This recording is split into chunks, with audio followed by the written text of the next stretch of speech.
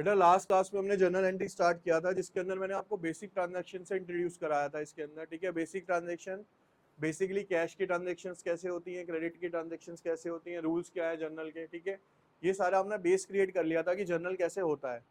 अब मैं आपको आज की क्लास में ना सिंपल लेके चलेंगे, सारी की सारी कैश ट्रांजैक्शन ही लेके चलेंगे, लेकिन नेचर से अलग होते चले जाएंगे। आज का जो मेन टॉपिक रहेगा आपका वो क्या रहेगा बेटा पूरी क्लास में?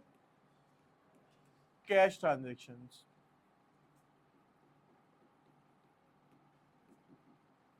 ठीक है। इसके लिए आपको दो बेसिक रूल याद करने हैं। सर कैश का एक बेसिक सा रूल बताया था मैंने आपको कल,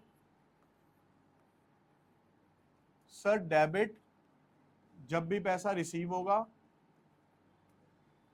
और सर क्रेडिट जब भी पैसा पेड होगा। यहां से जब बढ़ेगा या फिर जैसे आपको याद हो जाए वैसे आप इसे याद कर सकते हो, ठीक है। तो आज सारी की सारी ट्रांजैक्शन किससे रिलेट करेंगे? हमारी कैश से रिलेट करेंगे, पहली चीज ये याद रखना। दूसरा हमें सिर्फ ये देखना है कि किस ट्रांजैक्शन में पैसा आ रहा है और किस ट्रांजैक्शन में पैसा हमारे पास से जा रहा है, ये दो चीजें फोकस रखनी है। अब सबसे पहले लेता हूं कैश के अंदर भी बेटा एक हेडिंग बनेगी हमारी एक्सपेंस। कौन सी? एक्सपेंस। मतलब पहली एंट्री है बेटा रेंट पेड ऑफ ₹1000। मैंने रेंट पे किया कितने रुपए का? 1000 रुपए का। रेंट क्या किया है? पे। पैसा आ रहा है जा रहा है? जाता है तो क्या होता है सर? क्रेडिट होता है, यानी सर कैश क्रेडिट होगा। और एक्सपेंस का नाम क्या है सर यहाँ पे? तो सर एंट्री जो बनेगी वो क्या बनेगी यहाँ पे? Rent account debited, rent account debited to 1000। 1000 narration लिखनी बताई थी आपको मैंने, being rent paid, being rent paid. अब इसके रूल्स भी देख लेते हैं सर। रेंट जो था मेरा एक्सपेंस था, एक्सपेंस बढ़ा था और एक्सपेंस बढ़ने पे क्या होता है सर? डेबिट होता है। सर कैश जो थी मेरी वो असेट्स थी, असेट्स जो थी कम हो गई क्योंकि पे करी है, और कम होने पे ये क्या होती है सर? तो एज पर रूल ये इस तरीके से काम करेगा आपका प्रॉपर, ठीक है। दूसरी एंट्री, अब देखो जितनी भी एक्सपेंस की एंट्री आ जाए सारी सेम ही होनी है सर। चाहे रेंट पे कर दो, इंटरेस्ट पे कर दो, कमीशन पे कर दो, सैलरी पे कर दो, है ना। अगर मान लो मैं यहाँ पे क्या लिख दूं अब? सैलरी पेड ऑफ ₹2000, तो भैया पैसा तो फिर भी जा ही रहा है ना मेरे पास से। पैसा क्या हो जाएगा सर? क्रेडिट। साहिल भैया एंट्री क्या होगी इसकी?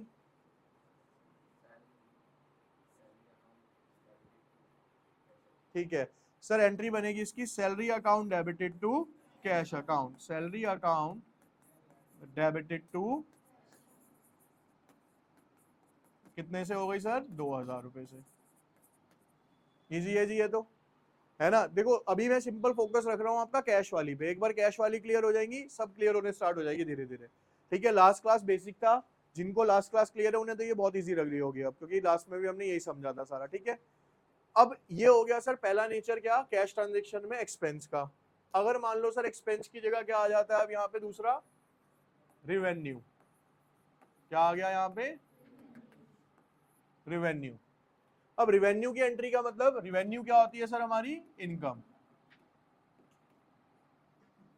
पहली ट्रांजेक्शन रेंट रिसीव्ड ऑफ ₹5000। अब मेरे को रेंट क्या हुआ है सर? यहाँ पे रिसीव हुआ है। तो सर जब रिसीव हुआ है तो पैसा आएगा या जाएगा? पैसा आता है तो क्या होता है सर? क्योंकि असेट्स बढ़ने पे क्या होती है? डेबिट होती है। तो सर अब एंट्री जो बनेगी यहाँ पे वो एंट्री बनती है हमारी cash account debited to rent account, cash account debited to. और कई बच्चे गलती क्या करेंगे, ऊपर वाली में लिखेंगे रेंट पेड और नीचे लिखेंगे रेंट रिसीव। तो आपको रिसीव और पेड लगाने की रिक्वायरमेंट नहीं है, मना करो इसे, ठीक है। तो ये लो 5000, 5000। लॉजिक क्या है सर इसका? कैश क्या होता है सर? हमारा असेट्स। पैसा रिसीव हुआ तो असेट्स क्या हो गई सर? बढ़ गई। और असेट्स बढ़ने पे क्या होती है सर? सर रेंट क्या है? मिला है, तो मेरी रिवेन्यू है, इनकम है। और रिवेन्यू सर जब भी बढ़ता है तो वो क्या होता है सर? क्रेडिट होता है। इसलिए ये क्या हो गया सर? यहाँ पे क्रेडिट हो गया, ठीक है। दूसरी ट्रांजैक्शन है इंटरेस्ट रिसीव्ड ऑफ ₹2000। 2000 रुपए का क्या हुआ सर, हमें इंटरेस्ट रिसीव हुआ। प्रणव एंट्री क्या होगी बेटा? ठीक है, cash account debited to interest account, cash account debited to interest account 2000। Nature फिर से वही हो जाएगा सर, ये असेट्स है, पैसा आ रहा है तो बढ़ रहा है और बढ़ेगा तो ये डेबिट हो जाएगा। सर इंटरेस्ट मेरा रिवेन्यू है, रिवेन्यू सर बढ़ रहा है और रिवेन्यू बढ़ने पे क्या हो जाएगा सर? ठीक है जी। अब ये तो देखो सिंपल सी एंट्री हो गई जिसमें साफ साफ बोल रहा है कैश पे किया है और कैश रिसीव किया है। अब अगर कुछ एंट्री इस तरीके से आती है लेकिन है अभी भी वो किससे रिलेट, कैश से ही कर रही है, जैसे कि स्टार्टेड बिजनेस विद कैश ₹50,000। भाई अब हमें यहाँ पे डायरेक्टली नहीं बोला उसने कि पैसा आया या गया, यहाँ पे अब हमें थोड़ी सी अपने दिमाग को भी यूज करना है। क्या sir? Started business with cash, उसने बिजनेस स्टार्ट किया है और हम एंट्री किसके लिए करते हैं सर? बिजनेस के लिए। तो बिजनेस में पैसा लगाया है तो बिजनेस में पैसा क्या हुआ होगा? आया होगा, यानी बिजनेस को पैसा मिला है, कैश रिसीव हुआ है। सर कैश रिसीव होता है तो क्या होता है? डेबिट होता है। तो कैश अकाउंट, सर जब बिजनेस में हम पैसा लगाते हैं तो उस टर्म को क्या बोला जाता है? कैपिटल बोला जाता है। तो cash account debit to capital account, cash account debited to capital account 50,000। और रूल देखेंगे तो यहाँ कैश का नेचर सर असेट्स होता है, असेट्स बढ़ेगी तो क्या होगी सर? यहाँ पे कैपिटल का नेचर सर कैपिटल ही होता है और सर कैपिटल जब बढ़ता है तो वो क्या होता है सर? यहाँ पे क्रेडिट होता है। रूल के अकॉर्डिंग पूरा वर्क करेगा ये आपका, कहीं से इधर उधर नहीं होगा ये, ठीक है? क्लियर? अब इसके बाद चौथी एंट्री कैश से related, withdrew ₹10,000 from business for it personal use. 10,000 रुपए उसने बिजनेस से अपने पर्सनल यूज के लिए निकाले। बेटा हम अपने लिए एंट्री नहीं करते, हम किसके लिए एंट्री करते हैं? बिजनेस के लिए। तो बिजनेस में से उसने पैसा निकाला यानी बिजनेस में से पैसा गया, पैसा गया तो क्या होगा सर? क्रेडिट होगा। किसकी वजह से गया सर? पर्सनल यूज की वजह से। पर्सनल यूज को क्या बोलते हैं सर हम? तो सिंपल एंट्री बनती है सर हमारी यहाँ पे क्या? Drawings account debited, drawings account debited to cash account 10,000। Clear हुई एंट्री है भी? पक्का क्लियर है भैया? चलो पांचवी एंट्री, अगर बेटा कोई एंट्री ऐसे दे रखी हो, क्या? Purchase goods of ₹10,000 by cheque. तो रूल सब कुछ सेम रहेंगे, बस पेमेंट कहां से जाएगी अब मेरी? चेक से जाएगी यानी बैंक से जाएगी। अभी भी पैसा मेरे पास से क्या हो रहा है सर? जा ही रहा है। पैसा क्या हो रहा है सर? जा रहा है। तो क्या होगा सर? क्रेडिट होगा। एंट्री बनेगी इसकी क्या? Purchase account debited, purchase account debited to bank account, है ना? 10,000। और सेम अगर ये वाली एंट्री थी, यहां लिखता स्टार्टेड बिजनेस विद ₹50,000 बैंक, तो यहाँ पे एंट्री क्या होती है? Bank account debit to capital account. यानी बेसिकली रूल सेम चलेगा कैश वाला ही, जहां पे चेक से पेमेंट हो रही है वो बैंक के नाम से आएगी, जहां कैश से पेमेंट हो रही है वो कैश के नाम से आएगी। यहां तक क्लियर है भाई सबको? अब देखो अभी तक हमने क्या सीखा सर? हमने बेसिक चीज सीखी, कैश की पेमेंट कैसे होती है और कैश की इनकम कैसे होती है। अब क्वेश्चन ये आता है सर एक्सपेंस का जो नेचर है वो सिर्फ क्या होते हैं? भैया एक्सपेंस दो चीज ही हो सकती है, या तो आप पे कर दोगे या आप पे, ठीक है?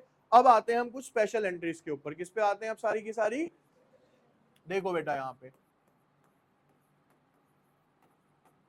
बेसिक आपका खत्म, स्पेशल एंट्रीज देखते हैं हम यहाँ पे। जैसे कि रेंट एक आपका ना मेन हेड लेके चलते हैं हम, रेंट, ठीक है,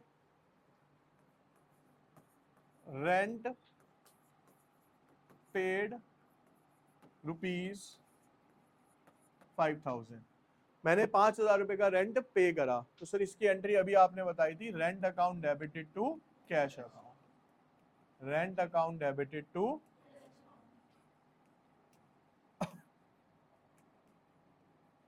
5,000। दूसरी एंट्री है बेटा यहां पे, रेंट आउटस्टैंडिंग ऑफ ₹2,000, 2,000 रुपए का रेंट अभी आउटस्टैंडिंग है। आउटस्टैंडिंग का मतलब क्या है सर? अभी देना। देखो सिंपल है भाई, रेंट क्या है मेरा सर? खर्चा है, तो रेंट अकाउंट तो क्या होगा सर? डेबिट होगा ही होगा। अगर मैं इसे पे कर देता तो क्या लिखता सर यहाँ पे? कैश। अब पे नहीं करा, क्या हो गया मेरे लिए? आउटस्टैंडिंग। तो rent account debit to outstanding rent account. अब इसके लॉजिक समझते हैं पहले। सर रेंट जो था ना मेरा एक्सपेंस था, क्या था वो? तो सर एक्सपेंस जब भी बढ़ता है तो क्या होता है सर? और सर आउटस्टैंडिंग रेंट का मतलब है, इसका नेचर है मेरे लिए लायबिलिटी। आउटस्टैंडिंग का मतलब क्या है सर? लायबिलिटी अभी पे करनी बाकी है। और सर जब लायबिलिटी बढ़ती है तो क्या होती है सर? यहाँ पे क्रेडिट होती है। तो rent account debited to outstanding rent account, ये क्या हो गई सर? आपकी आउटस्टैंडिंग की एंट्री हो गई। क्लियर हो गई आउटस्टैंडिंग की कैसे हुई? अब ये सबके लिए अप्लाई होगी, सैलरी, इंटरेस्ट, कमीशन, समझ लो, यानी जितने भी खर्चे हैं सबके लिए सेम एंट्री होनी है, बस नाम चेंज हो जाएगा वहां पे, ठीक है। उसके बाद तीसरा, ये कैसे आ सकती है? और रेंट पेबल ऑफ ₹1,000। पेबल का मतलब भी क्या है सर? अभी आउटस्टैंडिंग, जो देना बाकी है। तो सेम एज एबव, यानी इसकी एंट्री क्या होगी सर? ऊपर वाली हो जाएगी, सेम, सेम एज। बस मैंने आपको नाम बता दिया, यहाँ डायरेक्टली आउटस्टैंडिंग लिखा है, यहाँ पे क्या लिखा हुआ आएगा आपका? पेबल। पेबल यानी कि जो अभी पे करनी बाकी है। उसके बाद बेटा फोर्थ एंट्री पे आएंगे, यहाँ पे